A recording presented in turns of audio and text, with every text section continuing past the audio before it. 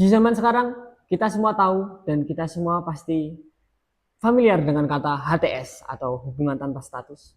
Nah, ternyata guys, hubungan ini sudah ada sejak zaman Cleopatra atau wanita cantik dan glamor. Dinasti Ptolemy telah mempraktikkan nikah secara hubungan kandung atau hubungan saudara selama beberapa generasi.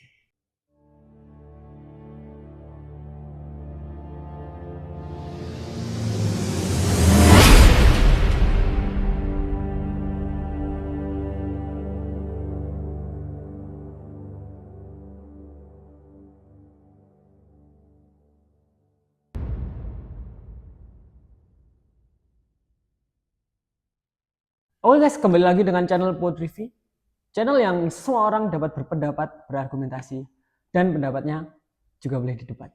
Siapa yang nggak kenal dengan Julius Caesar? Kaisar dari Romawi, pemimpin militer yang mengatur dan memperluas wilayah Republik Romawi secara drastis dari Prancis hingga ke Belgia modern. Caesar juga memperkenalkan kalender Julian atau kalender modern dan merombak administrasi serta distribusi tanah bagi para warga miskin dan veteran.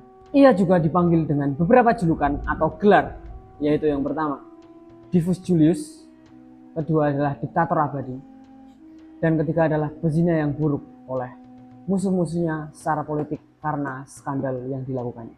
Dan ngomong-ngomong soal skandal, Julius Caesar pernah berhubungan dengan ratu cantik dari Mesir, yaitu Cleopatra, dan itu adalah hubungan yang sangat terkenal. Siapa yang gak kenal dengan Cleopatra? Dia adalah wanita tercantik di wilayah Mesir pada era tersebut. Hubungan ini lebih dari sekedar hubungan menjalin asmara biasa, tapi juga terdapat manuver di situ yang mendalam. Apa saja yang terjadi dengan hubungan Julius Caesar dengan Cleopatra dan manuver apa yang sangat mendalam ini? Mari kita bahas. Ratu Mesir atau Cleopatra sering dikaitkan dengan kecantikan yang sangat glamor. Gigitan luar berbisa, jamuan makan mewah, dan perselingkuhan panas dengan para pria terkenal dalam sejarah Romawi kuno. Salah satu perselingkuhan yang sangat terbuka tersebut adalah dengan Julius Caesar atau pemimpin Roma.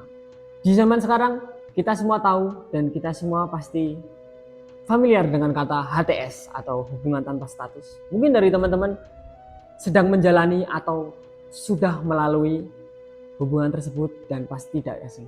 Nah, ternyata guys, hubungan ini sudah ada sejak zaman Cleopatra atau wanita cantik dan glamor.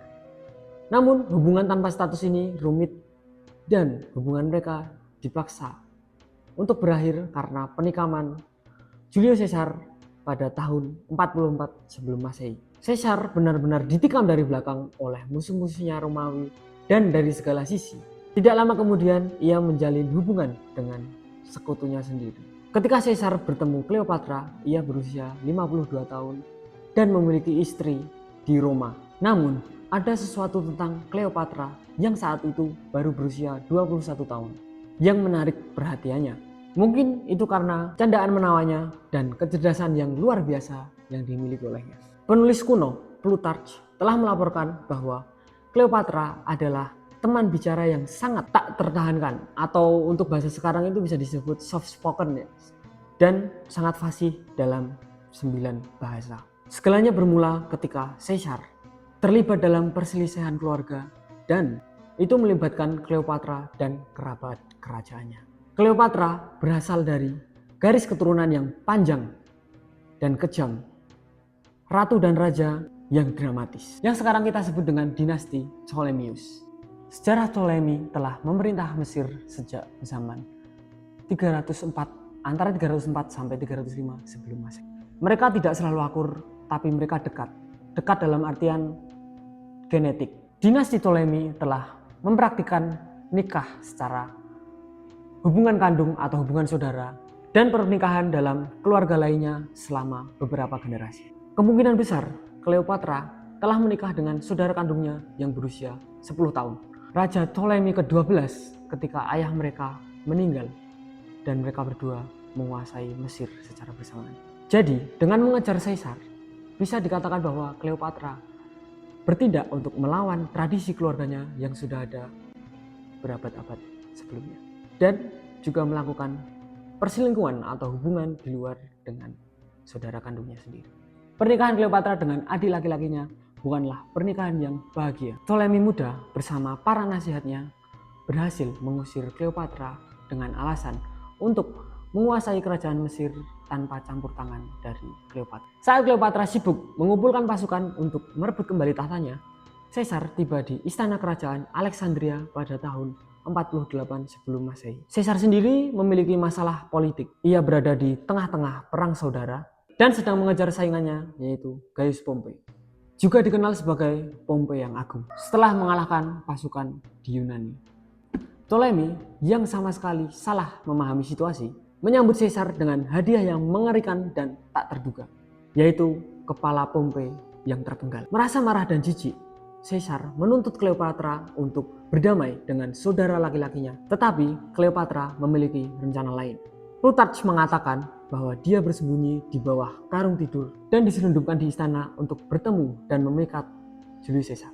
Cleopatra muda adalah wanita yang ambisius dan tidak dapat disangkal hubungannya dengan Julius Caesar membawa keuntungan secara politik. Namun mungkin saja ada hubungan yang sebenarnya antara Julius Caesar dan Cleopatra. Caesar bagaimanapun juga sangat berpendidikan dan sangat ambisius. Dan penulis kuno Suetonius menyatakan bahwa kisah cinta paling besar dan paling bergairah menurut Julius Caesar adalah dengan Cleopatra. Namun apapun percikan api yang muncul, Cleopatra tetap tidak bisa lepas dari tanggung jawab keluarganya.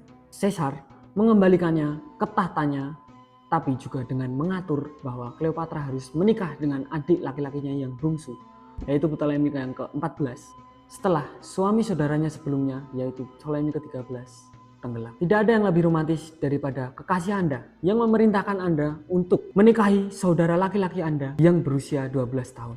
Tetapi Cleopatra membutuhkan bantuan Caesar untuk mengamankan tahtanya di atas kerajaannya. Karena lebih tua dan ambisius, dia tampaknya tidak kesulitan untuk mengambil alih kepemimpinan dan menjalankan kerajaan mereka untuk menyingkirkan Ptolemy ke-14. Beberapa sumber mengatakan bahwa Caesar dan Cleopatra merayakan keberhasilannya dalam menyelesaikan masalah di Alexandria dengan melakukan pelayaran mewah menyusuri Sungai Nil ditemani dengan 400 kapal. Hal ini memperkuat kemitraan dan aliansi mereka, dan juga pada saat itu ada kebahagiaan lain atau keberhasilan lain yang harus dirayakan oleh Cleopatra, yaitu Cleopatra sedang mengandung putra dari Julius Caesar, sesuatu yang ingin dia umumkan untuk masa depan dinastinya. Putra Caesar atau putra Cleopatra dijuluki dengan Caesarion atau Caesar kecil, atau bisa juga disebut dengan Ptolemy Caesar atau Ptolemy ke-15. Keberadaan Caesarion agak menjadi masalah. Caesar mungkin mengakui anak laki-lakinya adalah putranya,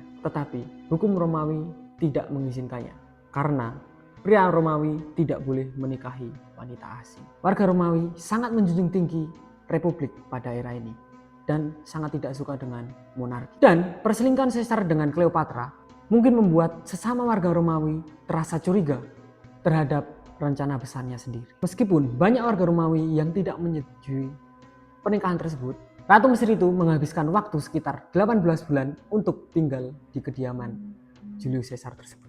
Saat berada di sana, tampaknya Julius Caesar tidak melakukan apapun untuk membantah rumor tersebut tentang hubungannya dengan Cleopatra. Dan dia bahkan mungkin telah mempersembahkan patung emas Cleopatra sebagai Venus di kuil Venus Genetrix.